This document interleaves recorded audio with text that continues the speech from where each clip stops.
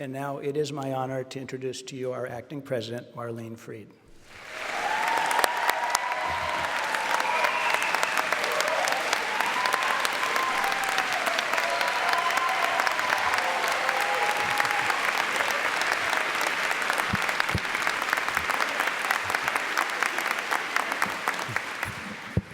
But enough about me.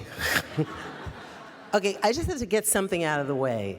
They told me very few people come to Convocation.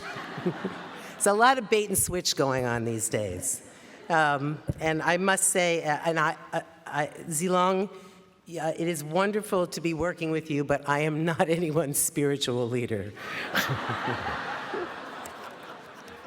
That's Liza's department.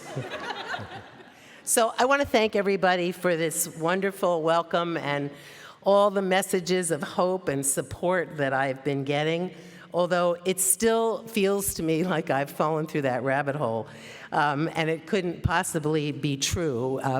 Some people are suffering from jet lag. I'm suffering from job lag. But it is truly a great honor to serve you, and I do think of it in that way, as a president.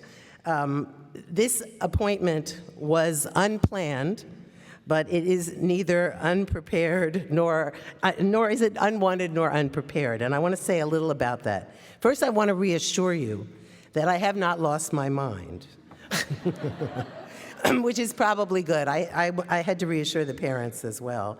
I'm doing this because I love Hampshire. I care deeply about its future.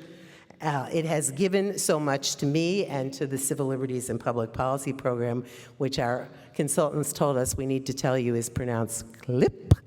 And I'm eager to give back to Hampshire. I am a first-generation college person. My father was an immigrant to this country, and education transformed me and my life. And so I really care about what we're doing here. I also did not have time to go to president's school. They do exist. But I am prepared in the sense that my many years here and my decades as a social justice activist have been my training ground. Teaching and activism ground me, and they give me perspective. What we're doing here at Hampshire is important only because it's preparation.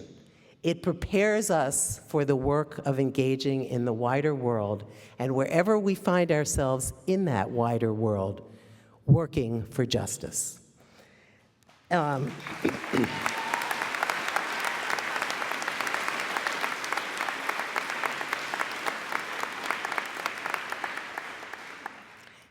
The outpouring of support has been wonderful, but it also scares me to death in terms of the level of expectation. I understand that I am being welcomed, not just for me, but because I am of this community. I have, in fact, taught here for 25 years. I've been the director of the CLIP program. My older son, Daniel, went here.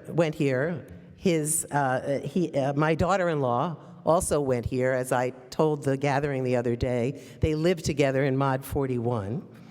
And I am a former trustee, and I'm also a donor to the college. And I bring all of these identities to being your president.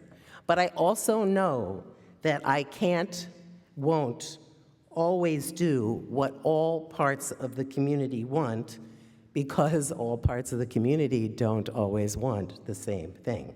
So I'm thinking of what FDR, and I said this to the faculty, what President Roosevelt said to labor leaders after he was elected. I know what you want me to do. I want to do it. Now you have to make me do it. Of course, at Hampshire, in this remarkably edgy, vibrant, diverse community, there are many yous and there are many whats. So what I'm asking for is your participation, your creativity, your energy, and for you to challenge me. Not your unconditional love, although that wouldn't be bad, but your critical support. I promise to embrace the core Hampshire values of openness, transparency, inclusion, and diversity. And if I don't, your job is to call me out. I am accountable to you.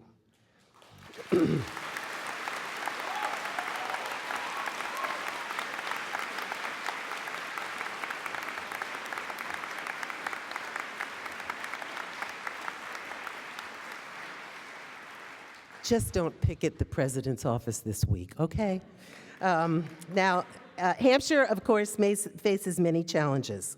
But as a longtime political activist, I have learned to see challenges as opportunities. I really am a glass half full kind of person. I didn't just become one when I became the acting president, but thank God I am. I want to say something about how we engage in difficult issues with each other. And here I'm really guided by having spent decades on the front lines of the abortion rights movement, a very uncivil, sometimes violent, and threatening place to be. And I want to ask you to think about trying to create a climate here where we can actually have sharp, hard debate. So I'm not trying not to use the words civil discourse, because often, too often, that really means that you should dial back on your passions, you should compromise on your values, you shouldn't really go out there for what you stand for, and that's not what I'm talking about.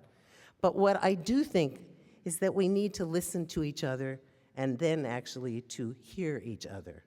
A very smart activist said to me once, you should especially listen to the voices of those on the margins in order to expand our visions of justice and our notion of the future. But you also have to listen to the people who really disagree with you, because if you don't know where they're coming from, you won't know how to move them. And I've been thinking about my mother a lot today, because I sort of wish she were here to see this. And I've been channeling her also because she was the strongest, most powerful woman that I have known. But she also was from a very different era. And she came to visit us once when we lived in New Hampshire, and she used to always come. She was the quintessential Jewish mother. She would come with suitcases full of food from Philadelphia because she was convinced that there was no proper edible food in Hanover, New Hampshire. She wasn't so wrong. And she'd go to the delicatessens in Philadelphia and bring all the stuff. So one time she's visiting us, and we had another friend visiting. Now, this is many years ago. This is maybe almost 35 years ago. So it was before being a vegan or a vegetarian was even on anyone's radar screen. So I hear my mother in the kitchen with a friend of ours. And my mother says, "Tom, would you like a sandwich?" "No, thank you, Mrs. Gerber. I'm a vegetarian." Now, my mother does not miss a beat, although I know that she does not know what a vegetarian is. She says, "That's fine," being an open person that she is, "but a little corned beef?"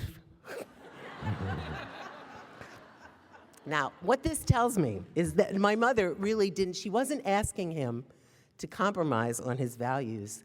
She actually really didn't know that if you were a vegetarian, you couldn't have corned beef. So remember my mother and really listen and try and talk to people. I want us to be honest and respectful enough to put what we think out there and then to be accountable for what we think. Anonymous graffiti is not an example of putting it out there and being accountable. A college campus is one of the very few places in our society where we actually have the opportunity to have it out with each other, to actually have those sharp, difficult discussions. And it's giving us the tools to work out our positions, and this too is a gift. So I want to just thank you again for your support, for the faith that you have in me. I hope that I know you will do great things. I hope that we will do great things together this year. And I just want to welcome everybody to the official beginning of the new academic year. Welcome.